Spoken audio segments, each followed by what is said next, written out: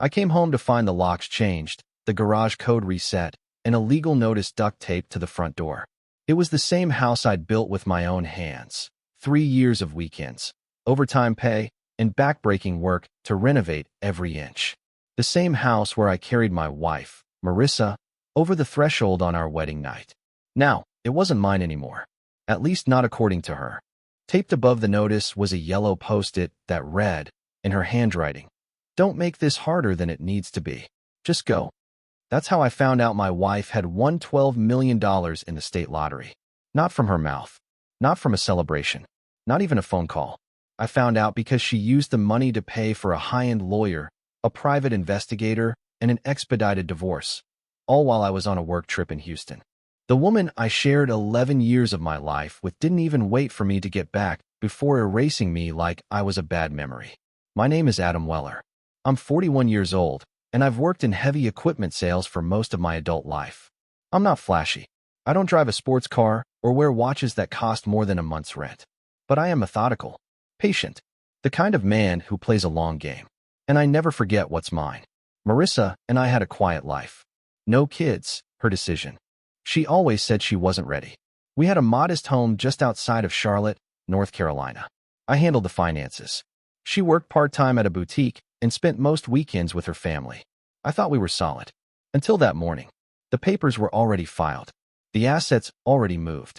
The house, technically under both our names, had been gifted to her in a new trust her lawyer created just weeks earlier.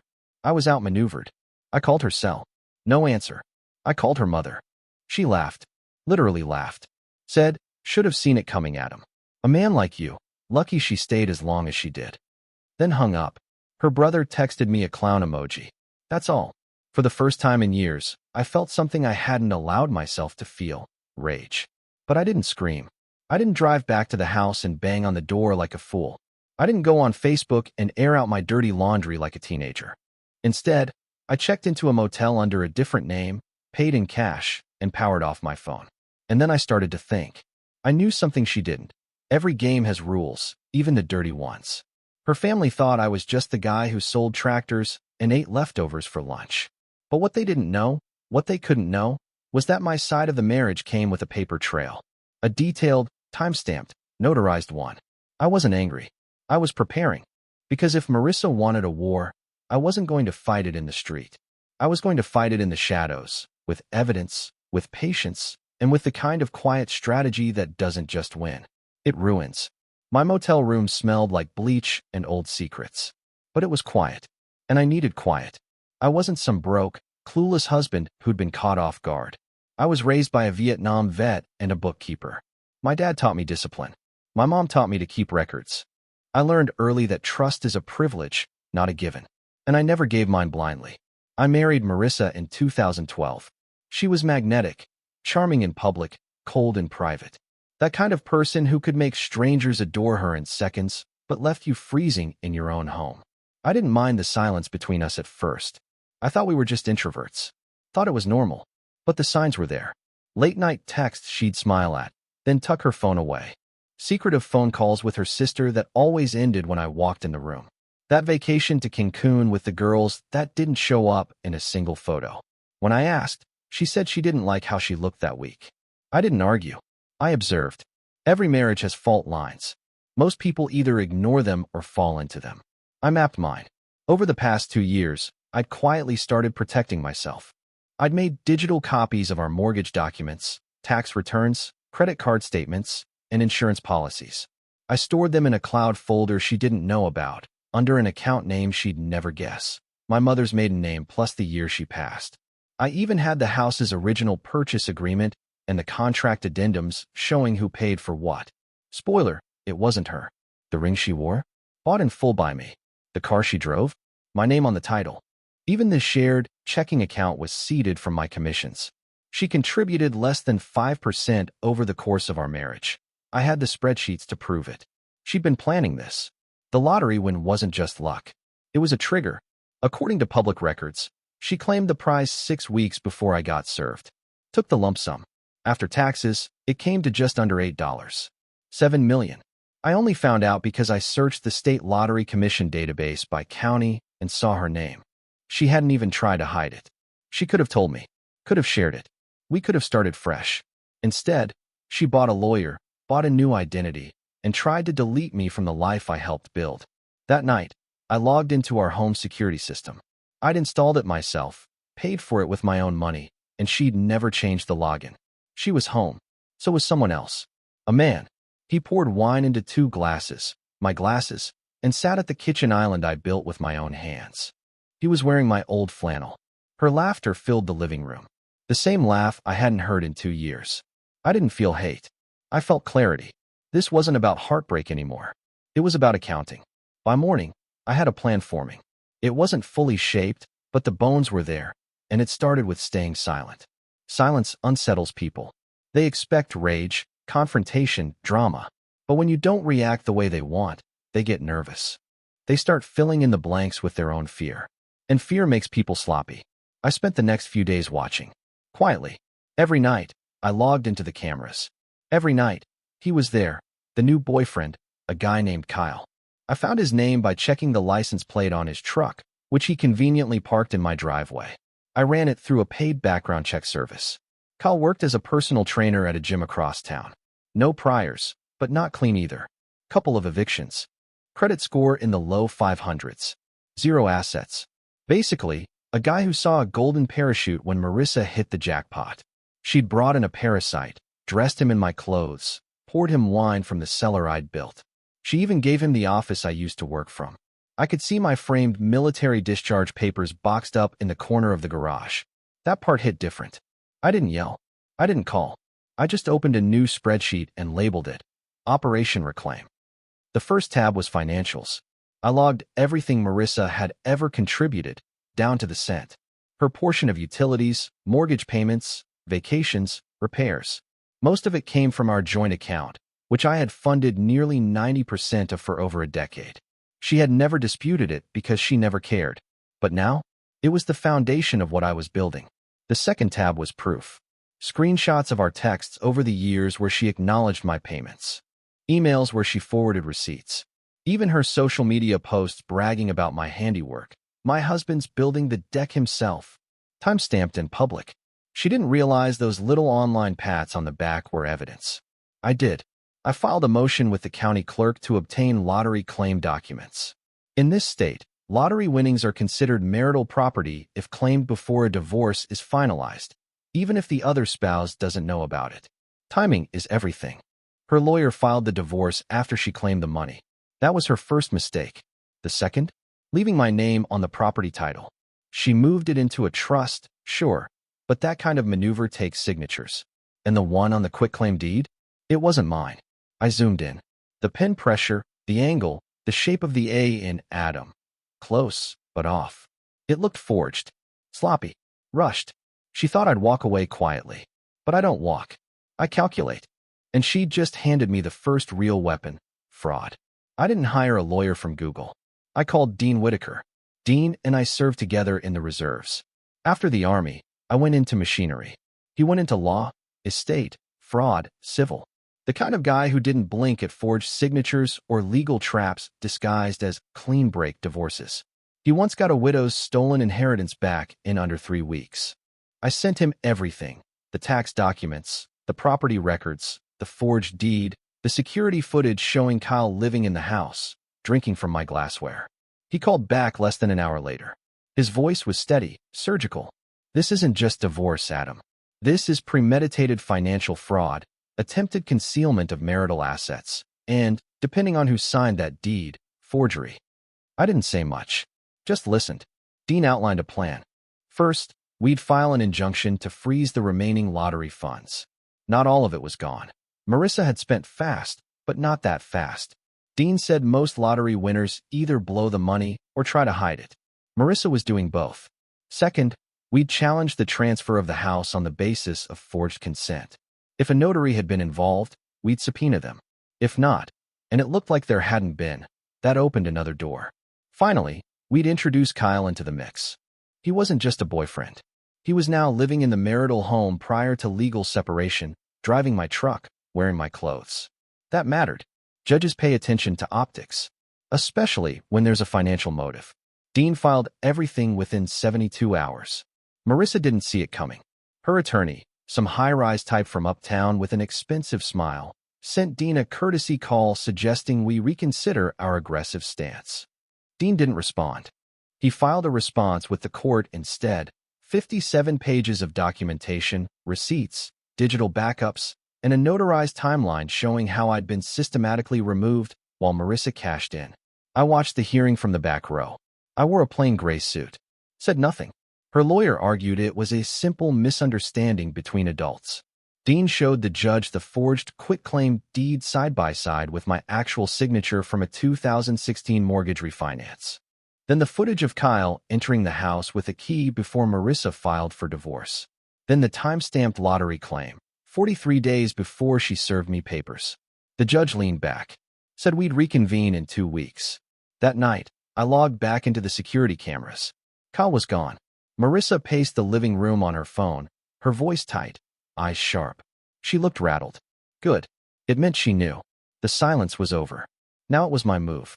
The thing about people like Marissa, they build sandcastles and call them fortresses. Pretty, impressive to outsiders, but one good tide, and it's gone. That tide had just started to rise. The injunction froze her main bank accounts. She couldn't touch the remaining lottery funds, a little over $3. $2 million. The judge ruled it was potentially marital property, pending a forensic review. Until then, she was locked out. I wasn't trying to take the money. I was trying to expose how far she'd gone to keep it. Her attorney filed an emergency motion to overturn the freeze. Claimed it was her individual windfall. Dean submitted receipts proving I'd bought the exact lottery ticket during a grocery run. She'd texted me a list. Eggs, milk, a Powerball pick. Timestamped. My card was used at the register. The surveillance footage from the store showed me handing it to the clerk. And yet, she'd claimed the prize solo. Under her name. Without a word. That's not a windfall. That's theft. Back in court, her lawyer tried a new angle, emotional separation. Said we'd, emotionally, ended our marriage long before the claim. That I was distant, unengaged, maybe even emotionally unavailable. I didn't flinch. I just passed Dean a manila folder. Inside were anniversary cards from her, emails about future vacations, even a spa receipt from 3 weeks before she filed, a day she called our recharge day in a text message. She'd booked the couple's massage, paid with our joint card. The judge read each document slowly, then looked over his glasses. Ms. Weller, is this your signature on the spa form? She nodded. Barely. Court recessed with no ruling. Again. But the silence that followed wasn't in my head this time. It was in her face, in the panic behind her eyes, in the way she walked out of the courtroom faster than her attorney. Later that week, her sister posted a photo on Facebook, brunch at some high-end rooftop spot. Marissa was there, but she wasn't smiling. The caption was supposed to be fun, but the comments told another story. People were asking questions. Where's Adam? Wait, didn't they just split? Wasn't that his house? She won the lottery? Alone? I didn't comment. I didn't like. I just took screenshots. Evidence isn't just paper and ink. It's context. And the context was shifting. That weekend, Dean called. The notary on the quitclaim deed had finally responded. She had no record of witnessing the signature. Claimed it was done remotely. When Dean pressed her, she backpedaled. Said she couldn't recall the details. Which meant one thing. She was covering for Marissa. Dean's voice was calm. This is forgery. We can push criminal. But I wasn't ready for criminal, not yet. I wanted something else first. I wanted her to stand in court, look me in the eye, and realize she'd underestimated the wrong man. And I wanted her family there to see it. I hadn't spoken to Marissa since the day she locked me out of the house. 11 years of marriage, and not a single call, not even a message. She let her lawyer do the talking. She let Kyle move into my life. She thought silence was a weapon, but silence is just a tool. It cuts both ways, and I'd learned how to sharpen it. 2 weeks before our final hearing, Dean filed a motion to compel a forensic audit of all Marissa's bank activity post-lottery. That included withdrawals, transfers, real estate inquiries, and any major purchases. Her attorney objected. The judge allowed it. Within days, we had a list. She bought a Tesla, put down $70,000 on a vacation property in Hilton Head, sent $25,000 to a consultant, the same name that showed up under Kyle's old gym membership, as a referral bonus. Gifted her sister $15,000. Paid $12,000 to a plastic surgeon in Raleigh. It all came from the same pot. Money she tried to say wasn't shared. The audit report was 114 pages long. Dean handed it to the judge in a leather binder. We weren't loud about it. No threats, no outbursts. Just a list of facts. The courtroom was colder that day. Her family sat behind her. Her mother, sister, brother. All of them dressed for a celebration. I could see it in their faces, smug, bored, certain they'd already won. They didn't see the shift. Not yet. But they were about to. Dean spoke clearly, methodically. Your Honor, we contend that the lottery winnings are marital property, intentionally concealed. We further contend that the property transfer was executed using a forged deed, witnessed by a notary who has now recanted her prior statement. We submit this audit as evidence of asset dispersion during a contested financial proceeding. Marissa didn't speak. She stared ahead, arms folded, foot tapping. Her lawyer asked for a recess. Denied. The judge adjusted his glasses. Mrs. Weller, you claimed the lottery winnings 6 weeks before filing for divorce, during the legal and financial union of marriage. Your husband purchased the ticket. Your expenditures, since then, are significant. Can you explain this? Still, she said nothing. Her attorney whispered. She just shook her head. And in that silence, I realized something important. She wasn't calculating anymore. She was afraid. Her mother leaned in, whispered something sharp. Marissa pulled away.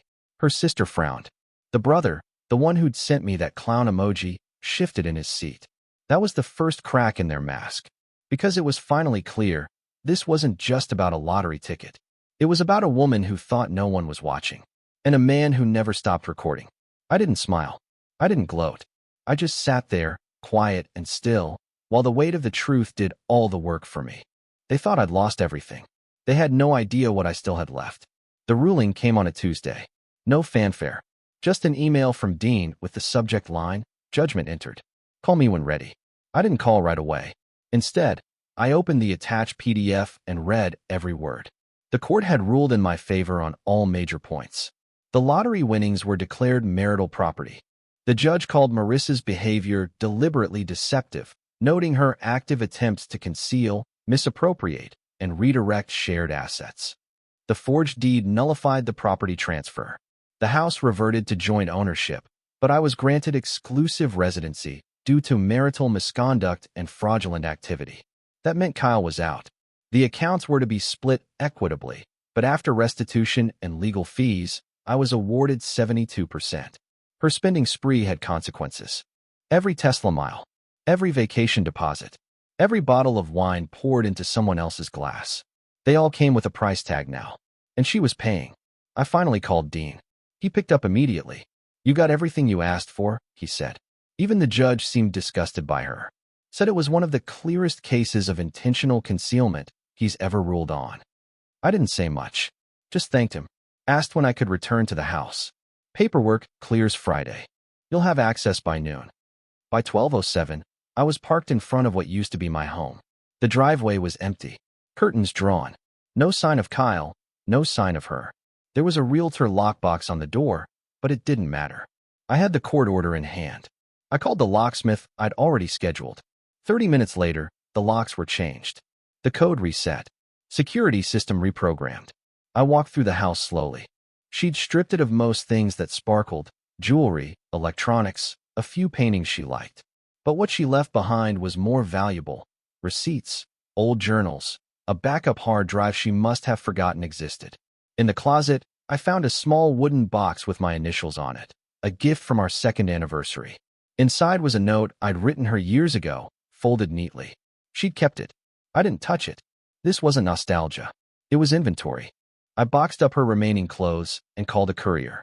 Addressed it to her sister's house. I didn't leave a note. Didn't need to. The silence was loud enough now. By Monday, word had spread. Her mother, the one who laughed at me, unfriended half the town on Facebook. Her brother deleted his page entirely. Her sister's boutique stopped posting ads. And Kyle? Gone. Probably chasing the next payday. As for me, I slept in my own bed that night. Alone. Peaceful. Windows open. No victory speech. No revenge anthem. Just the sound of hardwood floors under my steps and a quiet house that finally felt mine again. It took 2 weeks before I heard from her. Not directly. She still didn't have the spine for that, but through her attorney, who sent an email titled Settlement Reconsideration. I opened it, read the first sentence, then closed it without replying. The judge had already ruled. Her attorney's offer to resolve things quietly and amicably meant one thing. They'd finally realized how badly they'd miscalculated, and they were trying to salvage what little was left of her reputation. But this wasn't about reputation anymore. That was gone the moment she forged my signature and smiled for brunch selfies while I slept in a motel bed. This was about closure, and closure doesn't come with clauses. Her mother called next. Blocked number. Left a voicemail. I know things got out of hand, Adam. Maybe we can all talk like grown-ups now. I listened to it once, then deleted it. She hadn't called me Adam since 2018. Back then, she called me the help. I didn't need a phone call. I needed peace. And I had it now. The house was quiet. The kind of quiet you don't appreciate until you've heard someone else's laughter echo in your kitchen. I stripped it down, repainted the walls, removed every piece of furniture we'd picked out together, donated most of it. Then I started over. Not in a loud way. No revenge posts. No speeches. Just action. I bought a new dining table. Smaller. Just 4 seats. I didn't need more. Hung new blinds. Planted grass where she said a fire pit was too much upkeep. Every little thing was a message. Not to her, but to myself. You're still here. You endured. You rebuilt. One night, I got a letter. Handwritten. No return address, but I recognized the cursive immediately. Marissa. 3 pages. No apology. Just rationalizations. She said she felt trapped. That I was too calm. That I never made her feel unsafe, but never made her feel excited either. She said Kyle made her feel alive until he started asking for money. Until she caught him messaging a waitress from the gym. She ended the letter with, I hope you find what you're looking for. I burned it in the sink without reading it again. Because I already had. I found it in the sound of gravel under my tires as I drove down a street with no noise behind me. I found it in the mornings when I brewed coffee in silence, with no one rushing to spend someone else's winnings. I found it in the quiet. The same quiet that used to haunt me now held me steady. And the truth was simple. She thought $12 million made her untouchable. But she forgot what integrity's worth in a courtroom, and what a patient man can do with time, receipts, and silence. It's funny how fast people disappear when the money dries up. I don't mean the banks. I mean the brunch friends. The ones who toasted her independence while she rewrote history over rows and rooftop views. They stopped calling once the ruling hit the clerk's website. The whispers started next. About Kyle. About forged documents. About how I never once responded publicly. And how that silence said more than 1,000 Facebook rants ever could. Her family went quiet too. No more condescending texts from her brother. No passive-aggressive comments from her sister. No Christmas cards. Just silence. Cold and clean. That was my reward. Not the house. Not the money. Just peace. A month after the final ruling, I changed my number. Didn't post about it. Didn't announce it. Just vanished from her world the same way she tried to vanish me. Dean called a few weeks later. Said her lawyer had requested a meeting. Informal. Off the record. I declined. There was nothing left to discuss. The court spoke. The evidence stood.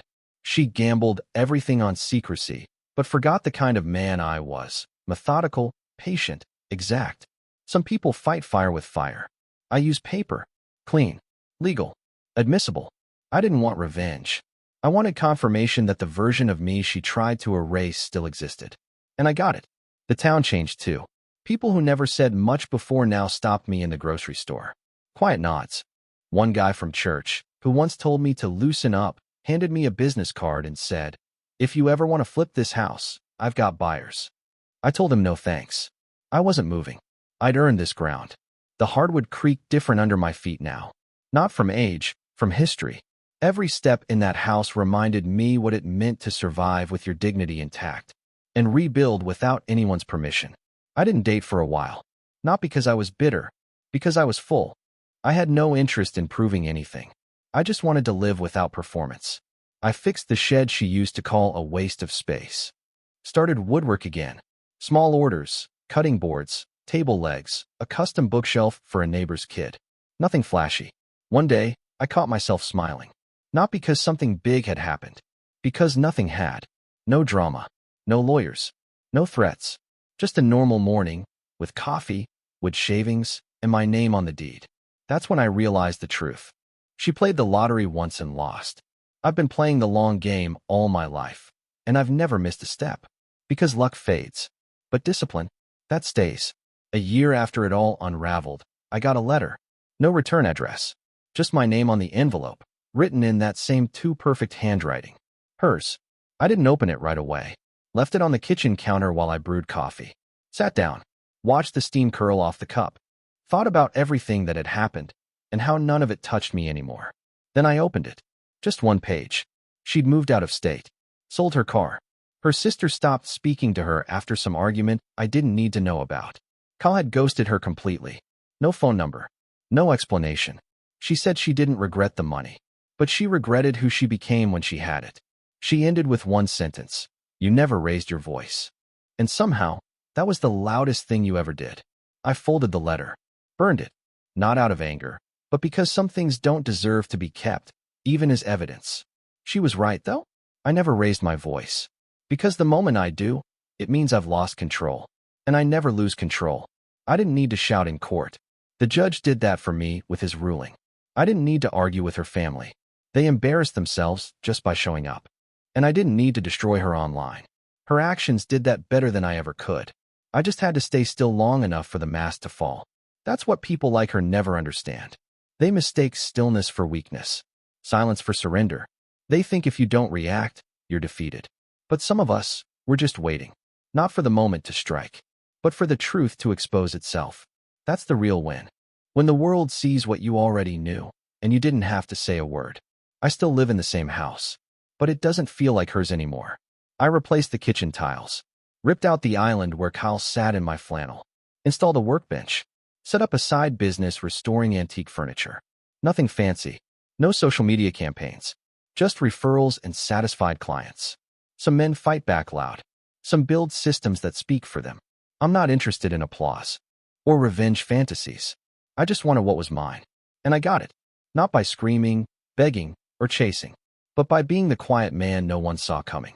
Now, when people ask what happened, I just say, she won the lottery. And I leave it at that. Because what I got can't be bought. And what she lost can't be recovered. Support the channel by liking, commenting, and subscribing. I promise even more interesting stories.